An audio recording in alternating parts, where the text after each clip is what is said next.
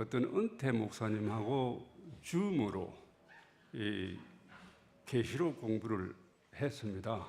그런데 어떤 부분은 약간 생소한 부분들이 있어서 여러분들하고 좀 시간을 나누고자 합니다.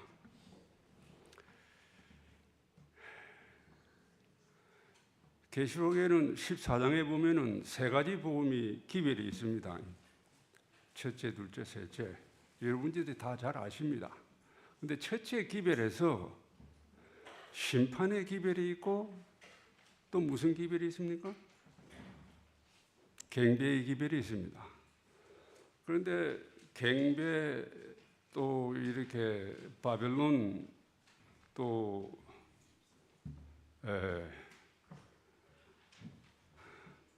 짐승의 표 같은 것들은 여러분들이 절기의 이야기를 하시는데 또 나름대로 일가견도 가지고 계시는데 이 심판에 대해서는 여러분들이 말씀하시는 걸 굉장히 삼가하시는 것 같더라고요. 그래서 오늘 이 문제에 대해서 좀 깊이를 같이 이해함으로 우리가 신앙에 대한 접근이 좀 달라지겠다 하는 생각을 하는 겁니다.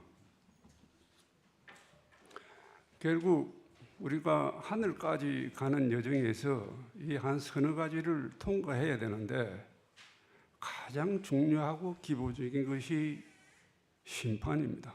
심판을 통과하지 못하면 두 번째, 세 번째, 네 번째까지도 접근할 수가 없습니다.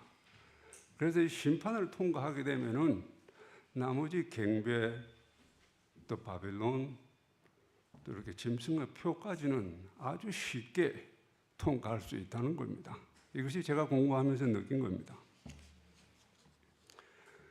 그런데 이 심판의 중심에는 뭐가 있습니까? 율법이라는 게 있습니다.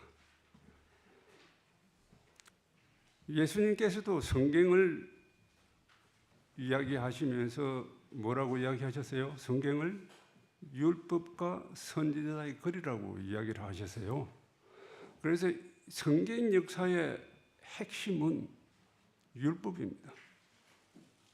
이 율법을 유대인들도 가장 중요하게 생각하는 것이 이 율법입니다.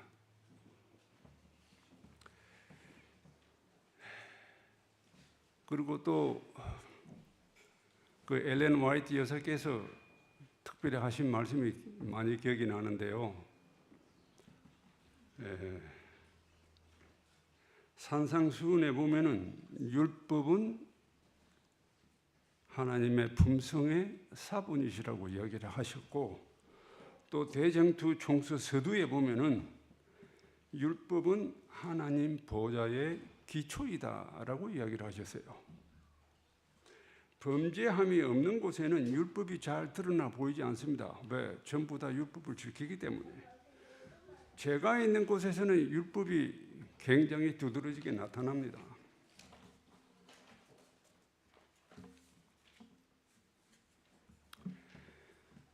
율법은 사람을 위해서 있는 것이고 죄로부터 생명을 보호하기 위하여 주어진 것입니다.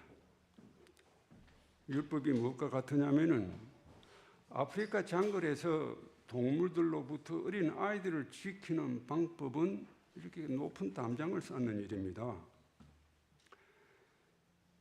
담장이 율법의 역할과 같은 것이다 이거죠. 담장 안에 있다는 것은 보호를 받는다는 뜻이기도 하고, 이 담장이 어린이를 보호하듯 율법은 사람을 죄로부터 보호합니다. 또 이 율법이 선과 악이 무엇인가를 가르칩니다. 이 율법은 하늘의 법입니다. 마찬가지로 이 속된 세상에서도 동일하게 적용됩니다. 이 율법으로 인하여 사람이 의인이 되기도 하고 율법 아래에 있는 사람이 되기도 합니다. 율법 아래에 있다는 말은 죄의 저주를 받는다는 의미입니다. 율법은 또 사랑은 하나님의 품성을 성문화한 것이 율법이지요. 이 율법을 지킴이 죄악으로부터 우리를 보호하는 수단인 것입니다. 율법을 온전히 행하는 것이 사랑의 완성입니다.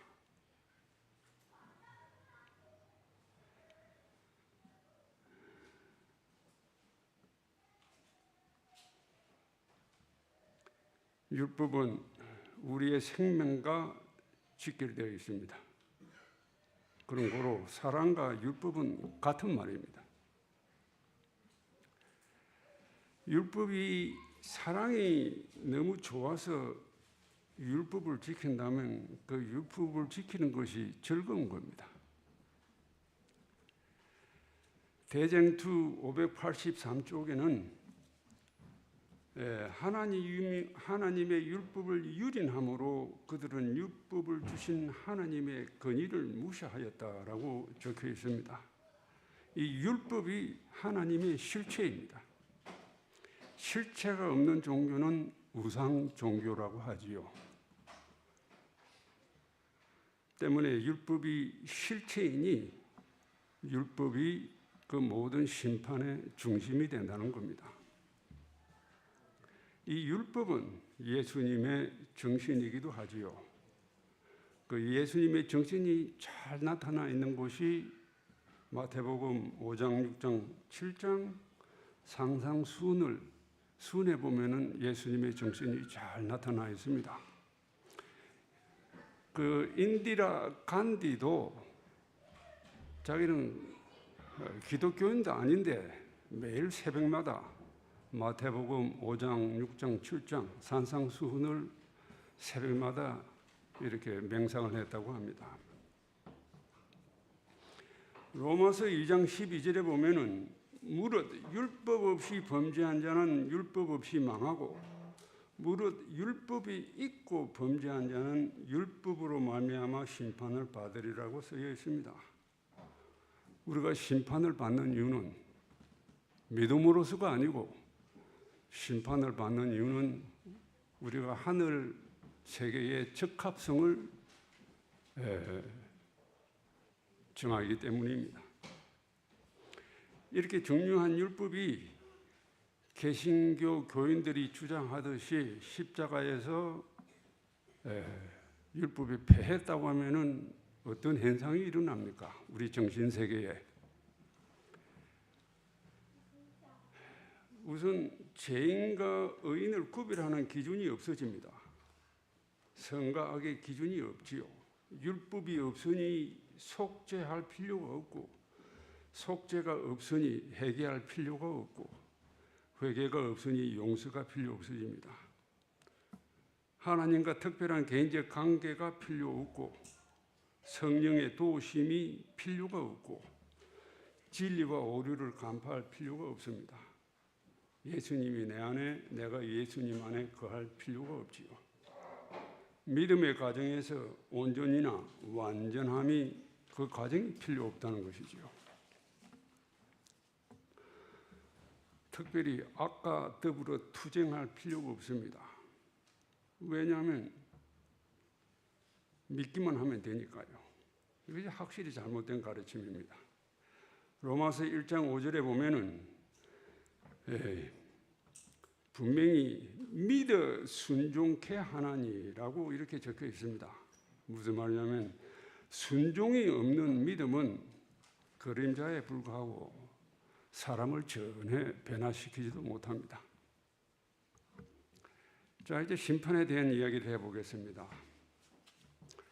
오늘날 우리가 남은 무리라고 또 율법의 수호자라고 우리를 자칭 그렇게 일컫습니다. 그런데 계시록 3장에 보면은 예언의 말씀에 의하면 우리는 미지근한 라오디게아 교회 상태에 있다고 이야기합니다. 미지근한 상태가 무슨 말일까요?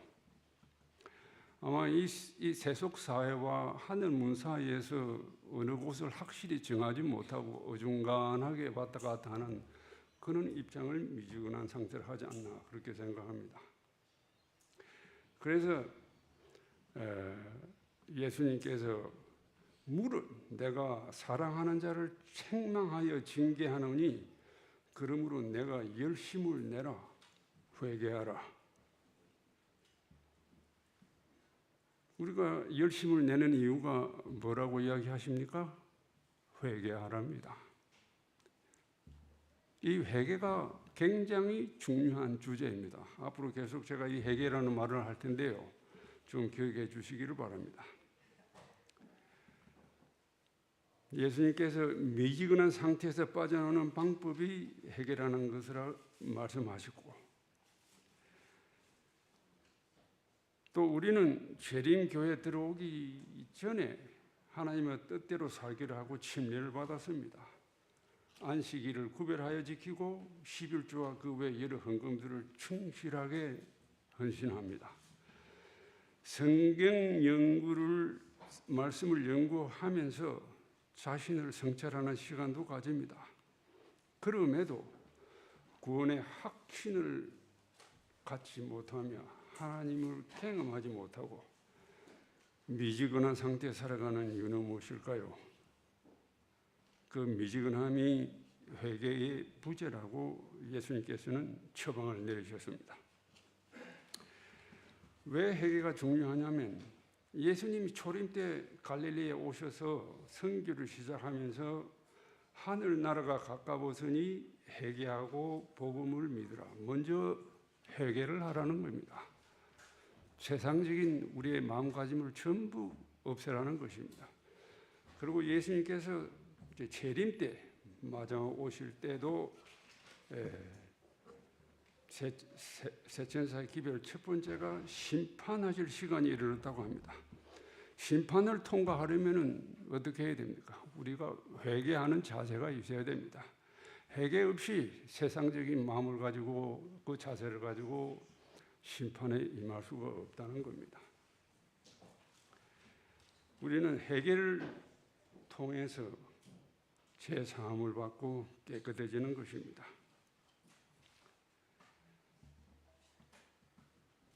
여기에 회개에 적합한 성경적인 지침서가 있는데요. 예수님은 먼저 자기를 부인하고 자기 십자가를 지고 나를 따르라 라고 하셨습니다. 자기를 부인한다는 것은 자신을 포기하고 자신의 의지를 그리스도께 굴복시키는 것입니다. 십자가를 지고 간다는 것은 사소한 장애물이나 어려움보다는 죽음 자체에 직면했을 때 준비가 필요함을 말하는 것입니다. 또 예수님께서 돌 위에 떨어져 깨어져 죽으면 살 것이라고 하시는데 그것은 옛 성질을 버리라는 뜻이고, 그리고 나서 예수님의 정신으로 살아가라는 의미입니다. 요엘서 2장 13절에는 너희들은 옷을 찢지 말고 마음을 찢고 너희 하나님께 돌아오라 라고 이야기하셨습니다. 오늘날에 살아가는 우리도 마지막 역사 1844년 이후 긴 대속죄에 살아가고 있습니다. 죄를 가지고서는 하나님을 뵐 수가 없습니다.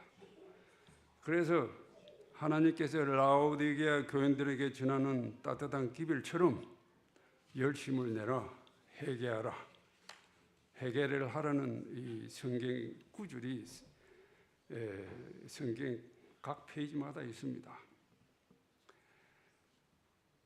이 회개를 통해서 우리의 죄된 성량을 십자가에 못 박으라고 하십니다. 죄를 완전히 버리라는 것입니다. 근본적인 내부 변화를 일으키라는 것입니다. 죄를 극복하는 것이고 내 마음에서 죄를 아예 도말하라는 것입니다. 죄를 정화하라는 것입니다. 철저히 회개하고 그것이 진실일 때 예수님의 순수함을 볼 수 있도록 기도하라는 것입니다. 예수님의 순수함을 보는 것은 굉장히 중요합니다. 예수님의 순수함을 자기 자신들을 비교했을 때 그 차이를 우리가 느낄 때 우리가 얼마나 하나님께서 멀리 떨어져 있는가를 볼 수 있기 때문입니다. 이런 경우에 이런 상황이 되면은 죄를 짓고 싶어도 죄를 짓기가 힘들답니다. 그 경지까지 여러분들 우리 모두 올라가야 하겠다는 생각이 듭니다. 그러면 회개가 뭐 그렇게 중요한가 하는 문제에 있어서 이 성경에 참 멋진 예가 나와 있습니다.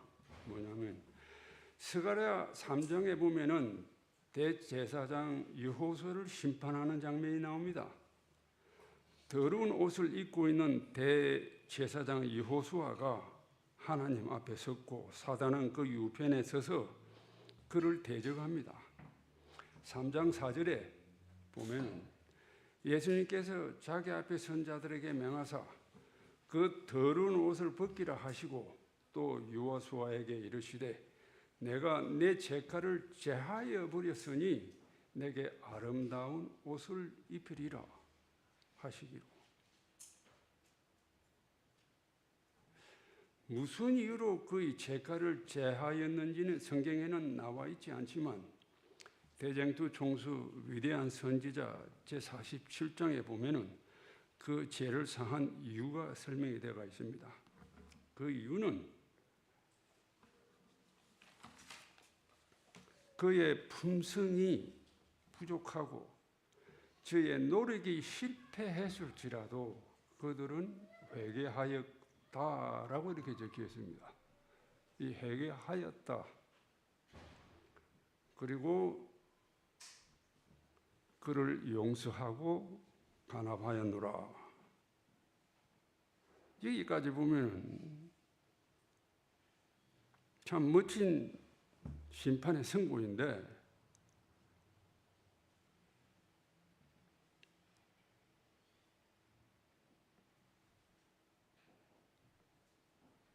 내가 봐도 이 심판은 너무 쉽다 하는 생각이 들어가는 겁니다. 그러지 않습니까? 그런데 여기에 오해의 소지가 있습니다. 회개만 하면 심판을 아주 쉽겠다라고 하는 생각을 할 수 있으면은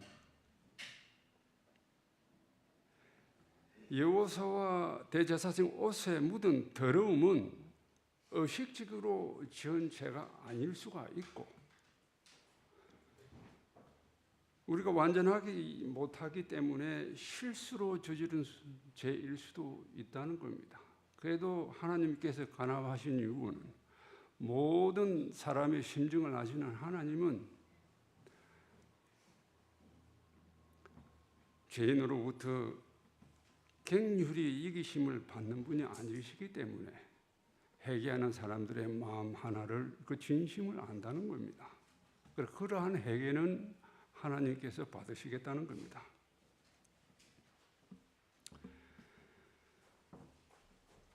만약에 회개가 이렇게 되면서 여러분이 회개에 대한 간합됨이 하나님으로부터 개인적으로 이렇게 간합함을 받았으면 그 다음에는 우리가 하나님 백성으로서의 하나님과 동행을 위한 여러 가지 기도를 할 수가 있는 겁니다.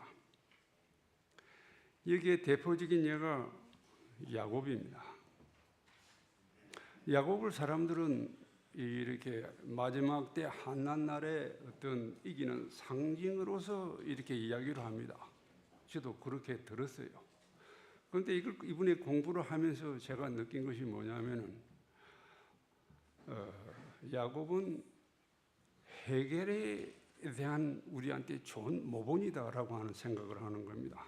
왜 그러냐면 야곱이 이 기도를 하면서 무슨 환난을 당했습니까? 당하지 않았습니다. 이 사람은 자기 지난 내일이면 이제 에스도 만나고 또 라반에게 저지른 또 여러 가지 이 불실한 결과들을 해결하기 위해서 지금 기도를 하는 겁니다. 이 기도는 이 사람한테는 생명을 좌지우지하는 거예요. 오늘 저녁에 하는 기도가 간합이 되지 않으면 내일 자기를 잡으러 오는 에서 그 다음에 400명의 군대를 데리고 오는데 자기를 죽이러 오는 겁니다. 이 사람은 오늘 저녁 자기의 기도가 간합이 되어야 될 만큼 절대 절명의 심정으로 밤새도록 기도를 합니다. 언제까지요? 하나님께로부터 반응이, 자기 기도에 대한 반응이 올 때까지 기도를 합니다. 축제 사자 기도를 하는 거죠. 그럴 때 하나님께서 사자를 보내서, 혹은 또 하나님 자신인지는 모르겠습니다, 같이 싸우는 것으로 싸우면서 힘을 주면서 능력을 주면서 하나님께서 야곱에게 긍정적인 응답을 해 주셨습니다. 그리고서 그 다음날 두려움 없이 에서를 만났습니다. 그 부조와 선지자라는 책에 보면은 하나님께서 야곱의 기도를 들으시고 에서의 마음을 부드럽게 해 주셨다라고 그렇게 적혀 있습니다.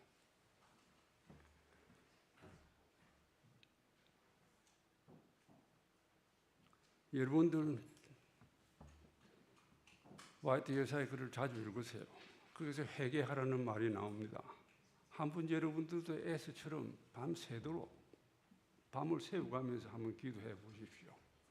응답이 올 때까지. 오늘은 아니면 그 다음 날. 또 어떤 분은 기도할 때에 이렇게 기도를 한 기절을 이야기하고 기다리는데요, 하나님의 응답을 기다리는 거죠.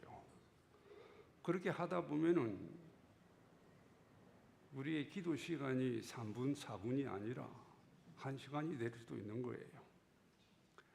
김대성 목사님께서 이렇게 전에 설교하는 거 들으시니까 새벽에 기도를 하면은 하나님께로부터 이렇게 응답이 즉각 오신답니다. 그럴 것 같아요. 우리가 마음으로나 뇌로 느끼는 하나님의 응답은 이 세상이 주는 어떤 그런 뭐 텔레파시 같은 그런 건 아니다 이거죠. 확실하게 오감으로 감지할 수 있는 그런 사인이다 이거죠. 그러면서 기도를 하시면서 한번 자기 자신을 한번 자세히 들여다보세요. 분명히 자기 자신의 그 모난 모습들이 어느 정도 살살 깎여간다는 것을, 그리고 사람 보는 눈이 달라진다고 하는 것. 옛날에는 어떻게 적대감이 있었는데 온전하게 회개가 끝난 다음에 사람들 보는데 그게 적대감이 없더라 이거죠.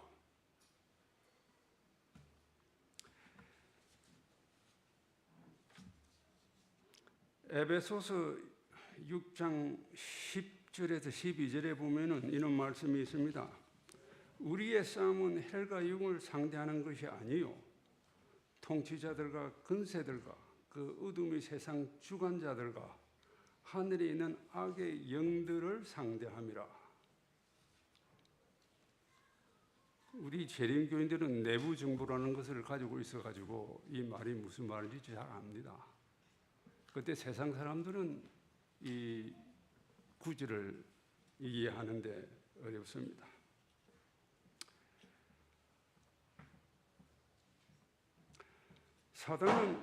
사단은 아담의 실패를 예를 들면서 하나님의 율법을 문제시했습니다.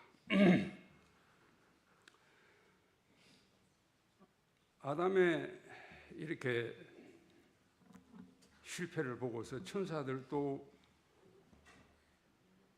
사단의 말에 이렇게 상당히 뭐라 그럴까요? 관심을 가졌다 그러나요? 하나님의 보장의 율법이 어느 정도 흔들리는 것처럼 보였습니다. 또 사단은 율법이 있기 때문에 예수님께서 십자가에서 돌아가셨다고 합니다. 율법이 없었으면은 아담도 예수님도 배날 당하지 않았을 거라고 이야기를 합니다.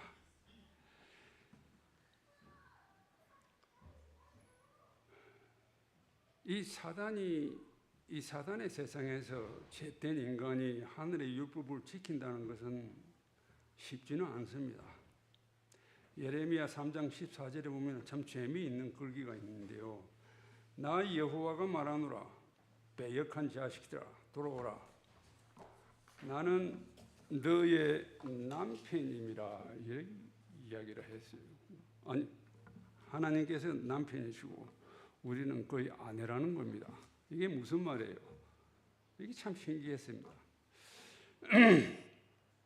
하나님이 지금 하늘에서 어떤 상황입니까? 율법이라는 것 때문에 어느 정도 오해를 받고 있는 그런 상황인 겁니다. 그래서 우리들에게 절박하게 하시는 말씀이 돌아오라는 겁니다.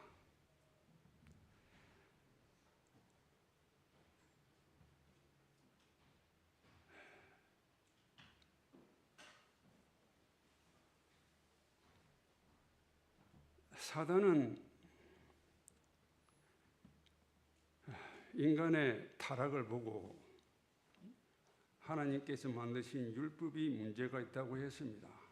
그래서 사단은 우리 같은 존재나 천사들이나 이런 사람들은, 우월한 존재들은 법이 필요 없다고 했기 때문입니다. 이때가 온 우주의 거민들이 의심의 눈으로 이 새로운 분위기를 주시했다고 이야기를 합니다. 이때 우리 죄인이 이 율법을 지킴으로써 하나님을, 율법을 보호해야 되는 그런 입장입니다. 또 죄인의 율법을 지킴으로 하나님의 입장을 옹호해야 되는 지금 그런 입장이 되어버렸어요. 하늘에서. 이래서 예수님, 하나님께서 저희들 보고 돌아오라 라고 하는 이 위치를 주는 것은 회개하고 돌아오라는 이 이야기죠.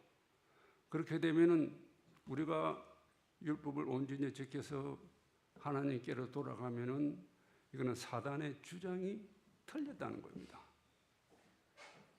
이럴 때 하나님께서 저희들을 얼마나 이쁘게 보시겠습니까? 나도 아주 어려운 처지에서 누군가가 정금불을 대고 이렇게 자유롭게 해주면 그 사람에게 뭘 해주시겠습니까? 엄청난 것을 해주시지 않겠습니까?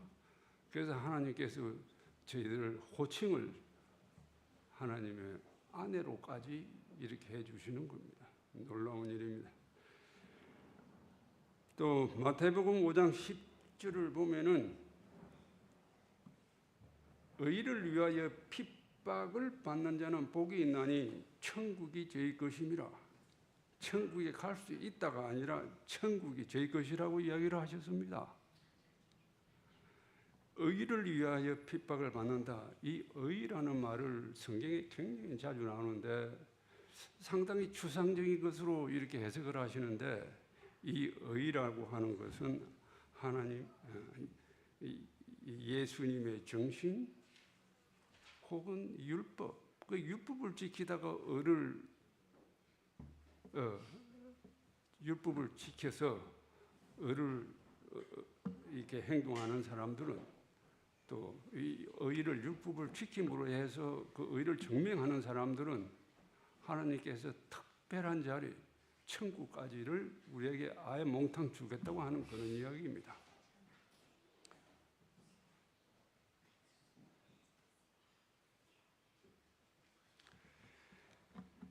이렇게 우리가 지상세계에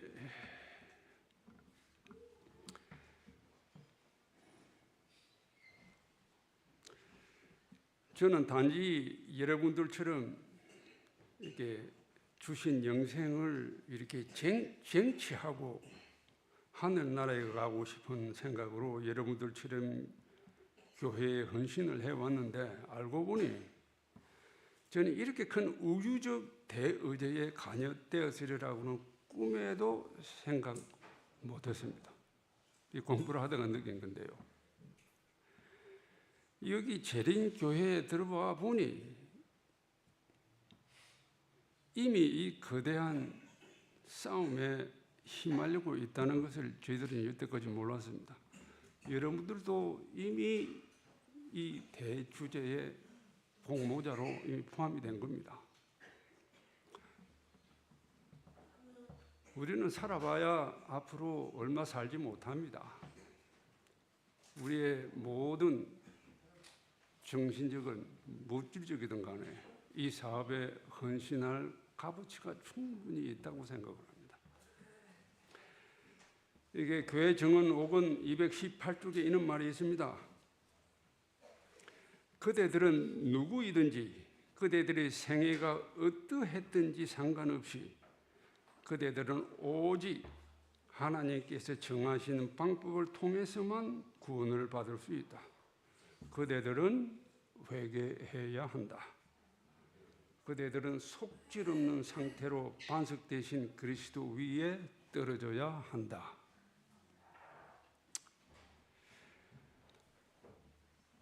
자, 한 주제만 다루고 끝내겠습니다. 리뷰 앤 헤럴드지에 실린 글입니다. 1892년 4월 20일에 실린 글인데요. 무슨 말이냐면 하나님의 백성들이 지상의 통치자들 앞에 소환되어서 정언을 해야 할 때가 멀지 않았다. 20명 중에 한 명도 지금 우리 시대의 역사에서 우리가 얼마나 큰 발걸음으로 큰 위기를 향하여 가고 있음을 깨달지 못하고 있다. 이제 조만간 일요일 휴업령이 내리고 일요일이 법제화될 경우에 재림 신앙을 고수하는 사람들은 법정으로 불려가 가지고 자기의 신앙을 증언해야 되는 그때가 옵니다. 그럴 때에 거기에는 많은 배심원들도 있고 판사도 있고 또 그에 관심 있는 많은 사람들이 그 자리에 참석을 합니다. 그럴 때 각 사람이 증언할 때에 성경 구절 몇 페이지를 내면서 진리입니다, 구원입니다, 사랑은 율법의 완성입니다, 이런 식으로 해가지고서는 그 심판자들의 개변에 당해내지 못한다는 겁니다. 그러면 어떻게 합니까? 각자가 성경 공부를 통해서 알고 있는 지식을 세상에서 실제적으로 체험하면서 살아가는 믿음의 이야기를 해줘야 아무도 그에 대해서 부정하지 못한다는 겁니다.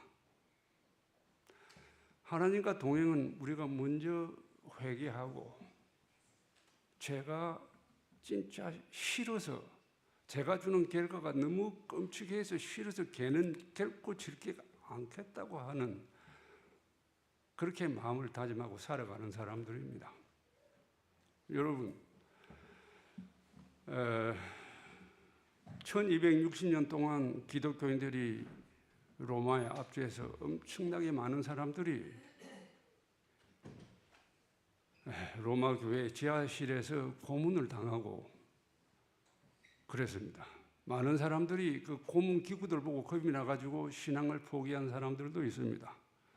그렇지만 온 가족들이 함께 고문을 당하면서 신앙을 지킨 사람들이 있는데 그거 깡으로 되는 거 아닙니다. 그분들은 말씀 속에서 실천적으로 신앙을 경험한 사람들이 하나님의 음성을 듣고 살아온 사람들이 그는 시험을 당해 이길 수 있는 겁니다. 마지막 날에 우리가 십계명 지킵니다 해가지고 천국 가는 거 아니고 법정에서 털리고 또 잡히고 또 쫓겨다니고 그러면서 저희들이 고난을 당하면서 탈탈 털리고 털리는 중에서도 또 털리고 이래가 살아남은 사람들이 진실로